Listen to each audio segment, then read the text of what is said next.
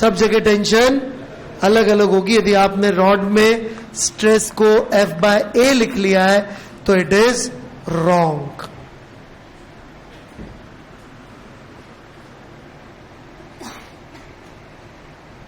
समझ में आई मेरी बात? What we need here is tension in rod as function of x। क्या निकाला जा सकता है? इस जगह पे टेंशन कितनी होगी? कितनी निकाला जा सकता है? यहां से x दूरी पे टेंशन कितनी होगी? बहुत आसान है निकालना। टेंशन इस x हिस्से के मोशन के लिए जिम्मेदार है, so T must be equal to mass बटा L0 into x into A, and A is F/m. So tension as a function of distance is Fx by L0.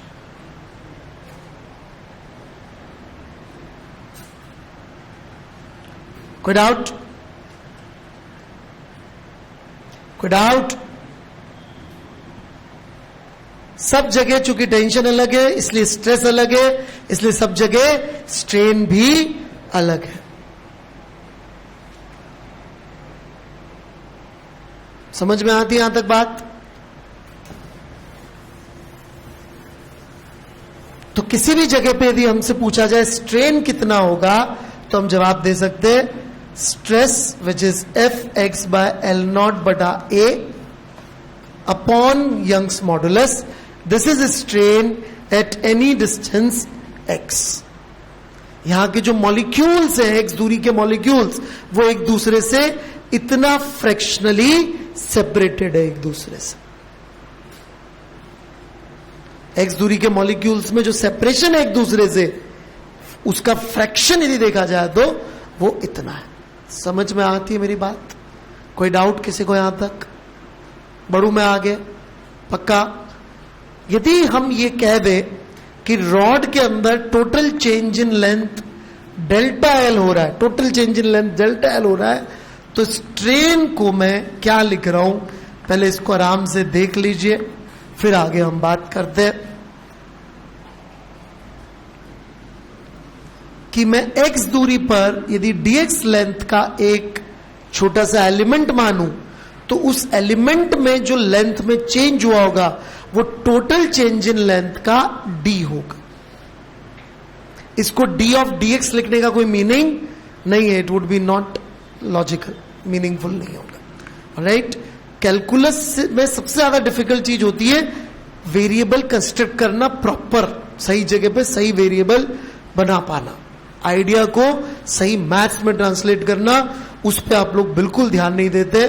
और सबसे जरूरी पार्ट वही होता है कि एक आइडिया हमारे दिमाग में कि यार ये इन मॉलिक्यूल्स का एक दूसरे से कितना एवरेज सेपरेशन बढ़ा है, परसेंटेज सेपरेशन बढ़ा है, वो चीजें उसको कैसे मैथमेटिकली ट्रांसलेट करें कि हम प्रॉब्लम के सॉल्यूशन की तरफ जा सके। तो strain is length of that small element, और ये ऊपर क्या है? D of delta L। कोई डाउट है किसी को यहां तक? पक्का? सोच लीजिए। यहां पर एक डाउट आता है, पहले आप लोग सोच लें, लिख लें, आपको नहीं आएगा तो मैं खुद बोल दूंगा।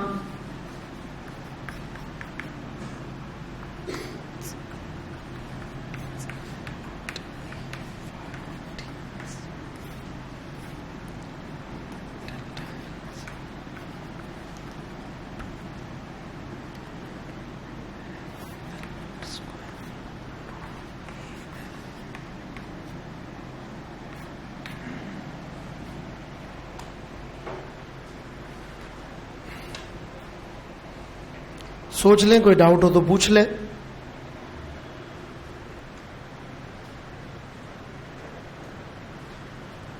यस,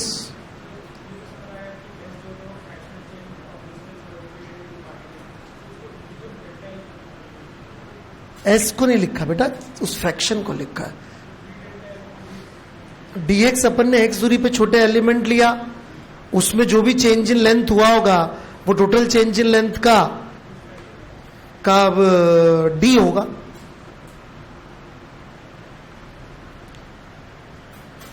हर एलिमेंट की लेंथ इन चेंज को जोड़ गई तो हमें टोटल चेंज इन लेंथ मिलेगा। कोई डाउट? यस. हाँ, स्ट्रेस अपॉन यंग्स मॉडुलस. अभी स्ट्रेन का फॉर्मूला कितने एलिमेंट के लिए, यही डाउट है. स्ट्रेस एक लोकेशन का होता है या एलिमेंट का होता है? नहीं बेटा, लोकेशन का है कि ये वाले मॉलिक्यूल्स आजू बाजू वाले मॉलिक्यूल्स पे कितना फोर्स लगा रहे हैं, तो लोकेशन का हुआ ना. एलिमेंट का कैसे हुआ? किसी पोजीशन एक्स पे स्ट्रेस डिफाइंड है कि नहीं है?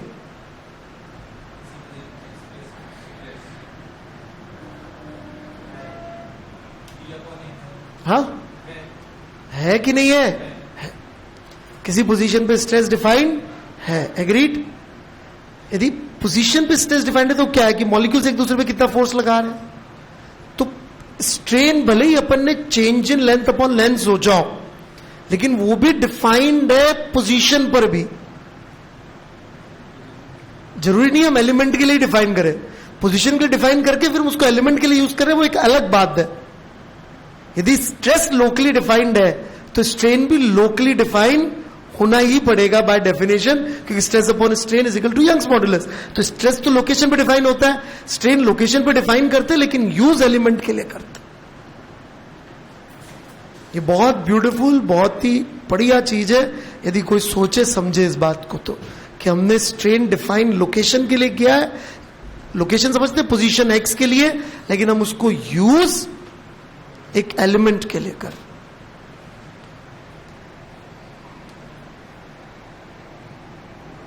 मतलब समझ रहे हैं, एलिमेंट के लिए और लोकेशन के लिए. मतलब स्ट्रेस ये नहीं होता कि ये वाला एलिमेंट पड़ोसी पे कितना फोर्स लगा रहा है. स्ट्रेस होता है यहां एक्स पे कितना फोर्स है.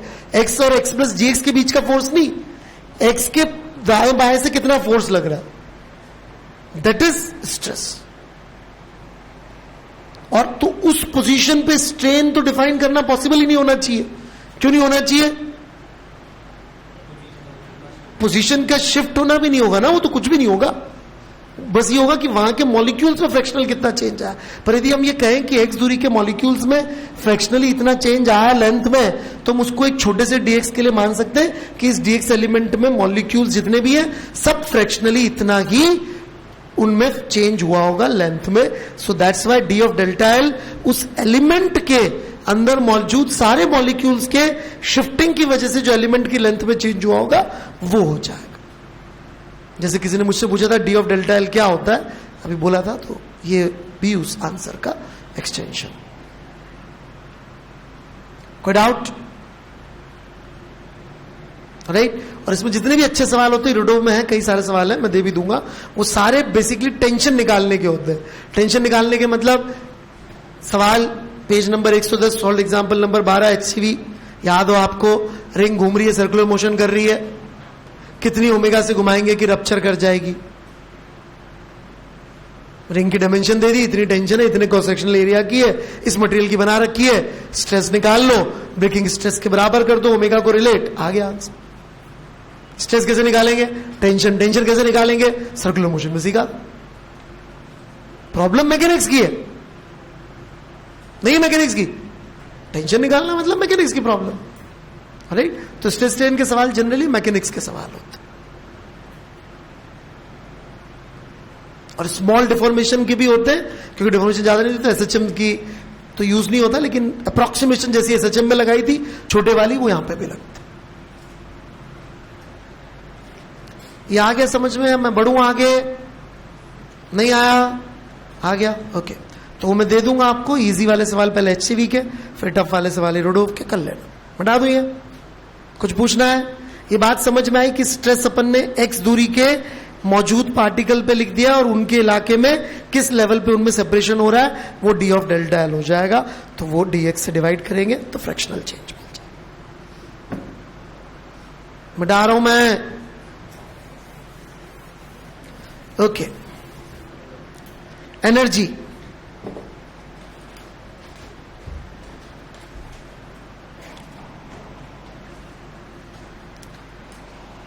तो यहां पर चूंकि इलास्टिसिटी है तो ये फोर्सेस कंजर्वेटिव है, तो इसमें जो भी एक्सटेंशन वगैरह हो रहा होगा उसकी वजह से जो भी एनर्जी आएगी वो पोटेंशियल एनर्जी के टर्म्स में सोची जा सकती है और लिखी जा सकती है, right.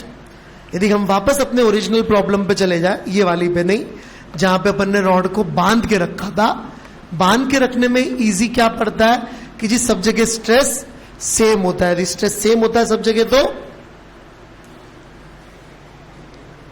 It's easy for us to say कि सब जगह पे स्ट्रेस टी हो जाएगा, टेंशन कर लेंगे अपन तो काम हो जाएगा, राइट। तो लेट से अपन इसके अंदर थोड़ा सा लेकिन डिफरेंट कर रहे हैं। इस बार अपन इसके ऊपर फोर्स एफ लगा रहे हैं, लेकिन सीधे एफ नॉट कांस्टेंट फोर्स नहीं लगा रहे, क्योंकि अपन सीधे एफ नॉट कांस्टेंट फोर्स लगा देंगे तो अंदर तो स्ट्रेस डेवलप होगा नहीं सीधे, वो तो एक्स खिंच के होगा, तब तक तो ये पार्टिकल्स एक्सेलरेट कर जाएंगे सबके सब, तब तो इसके पास काइनेटिक एनर्जी आ जाएगी। तो एनर्जी के लिए तो हम लोग एक्सटर्नल फोर्स और इंटरनल फोर्स को बैलेंस करके सॉल्व नहीं कर पाएंगे, राइट। तो हम क्या कर रहे हैं, हम फोर्स लगा रहे हैं एफ, जो कि क्वाजी स्टैटिकली बढ़ रहा है। मतलब कि यदि इसकी length L not plus x है तो फोर्स एफ की वैल्यू के एक्स है, के वही जो अभी निकाला था, राइट। नहीं तो पूरा लिख देता हूं, राइट, कि फोर्स कितना लग रहा होगा, फोर्स बटा area stress is equals to strain into Young's modulus. इतना हम फोर्स लगा, मतलब कि फोर्स पहले जीरो था, तो आप बोलेंगे जीरो था तो फिर बढ़ाई कैसे, जीरो से जस्ट थोड़ा सा ज्यादा लगा है, खिंच गया, वेट किया, फिर उससे थोड़ा और ज्यादा लगाया, खिंच गया, वेट किया, ऐसे। समझ में आ रही मेरी बात। तो इस केस में जो भी फोर्स वर्क करेगा, कितना वर्क करेगा, work done by this external force would be change in potential energy of this system, क्योंकि और तो कोई यहां पे है ही नहीं, चेंज इन काइनेटिक एनर्जी हम होने नहीं दे रहे, तो वर्क डन हम एक्सटर्नल का निकाल लेंगे। तो change in potential energy of system would be equal to work done by external which is Y A by L not into X, और कितना खींचा अपन ने उसको, लेट से dx खींचा तो इतना आ जाएगा, और टोटल यदि अपन ने एक्सटेंशन उसमें x किया है तो पोटेंशियल एनर्जी का फॉर्मूला आ जाएगा कि पोटेंशियल एनर्जी अपन x पे जीरो मान लेते हैं।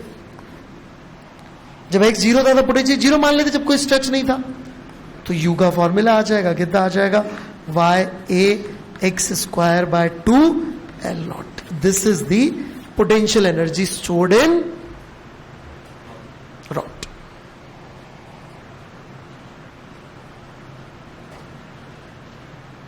Good out.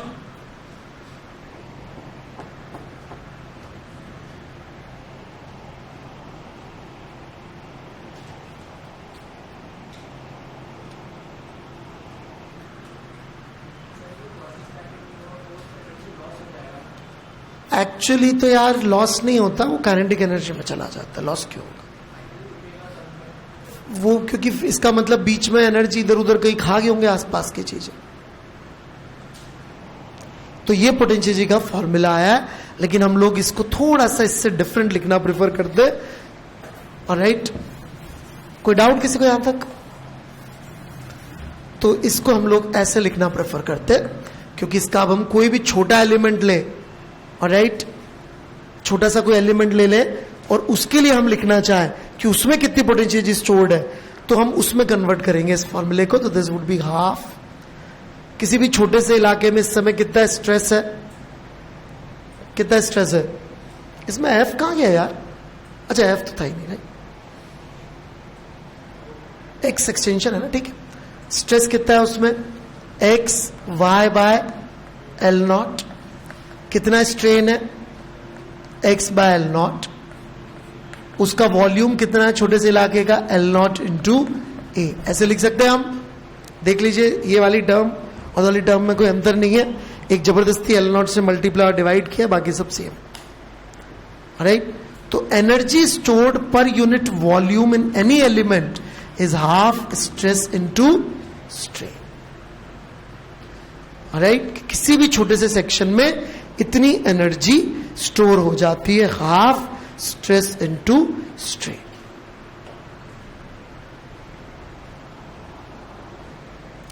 जैसे कि जो अभी अपन ने रॉड एक्सेलरेट करी थी ना, जरा उसमें निकालिए कितनी एनर्जी स्टोर्ड है।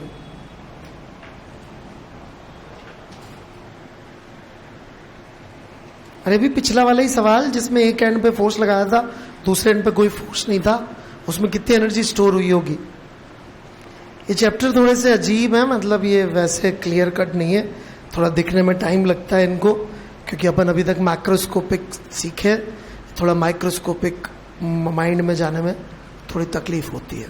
ओके, उतना कंफर्ट शिफ्ट नहीं होता। Okay, here we go. ये रॉड है,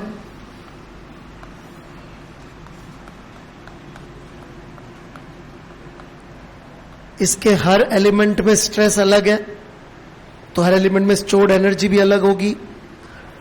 किसी भी एलिमेंट में स्टोर्ड एनर्जी कितनी, हाफ स्ट्रेस। स्ट्रेस कितना आया था एक्स दूरी पे मौजूद एलिमेंट में, कितना निकाले थे, कितना, F X upon A Y, L not भी नीचे, ये स्ट्रेस आया था,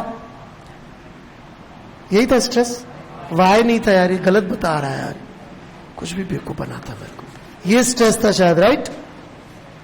स्ट्रेन कितना होगा यहां पर, स्ट्रेस अपॉन यंग्स मॉडुलस। इस वॉल्यूम में इतनी एनर्जी स्टोर्ड है छोटे से एलिमेंट में। ये वॉल्यूम कितनी लेंथ का है, कितने वॉल्यूम का है, sorry element, A D x volume का है ये एलिमेंट। इसको यदि हम जोड़ देंगे तो हमको पूरी रॉड में स्टोर्ड एनर्जी मिल जाएगी। कुछ बच्चे बोलेंगे सर इसको एल नॉट प्लस एक्स तक जोड़िए, क्योंकि रस्सी वो खिंच गई रॉड। हम पहले ही कह चुके हैं यहां पे वैल्यूज इतनी कम होती है एक्स की कि हमको उसकी चिंता करने की जरूरत नहीं होती है। यही है मैथ्स और फिजिक्स में अंतर।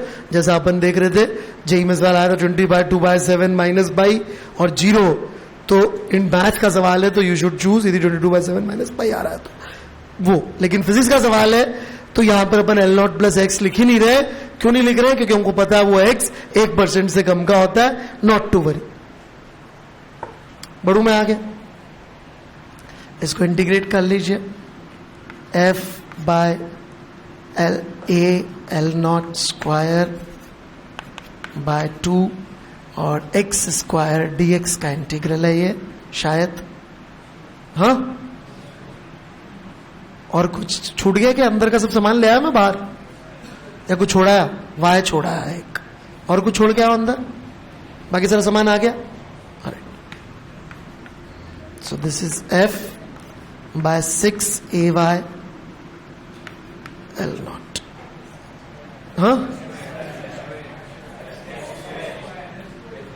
हाँ एफ स्क्वायर, अब ठीक है, ये आंसर हो गया। This is the energy stored. यदि आप तुक्का मारते ना कि जी अपन का वो स्ट्रेस जो आ रहा था उसका आधा कर लेते हैं, तो हो सकता है स्ट्रेस स्ट्रेन से ही आ जाता एनर्जी, तो लेकिन पक्का गलत आती, राइट। इससे मास वाली स्प्रिंग के अंदर स्टोर्ड एनर्जी भी बना सकते हो आप, इसको कन्वर्ट करके। कई लोगों को मास वाली स्प्रिंग पढ़ने का बड़ा शौक होता है, बन गया फॉर्मूला, ठीक है। इसके ऊपर के भी अभी दूंगा मैं, वो बहुत अच्छे हैं।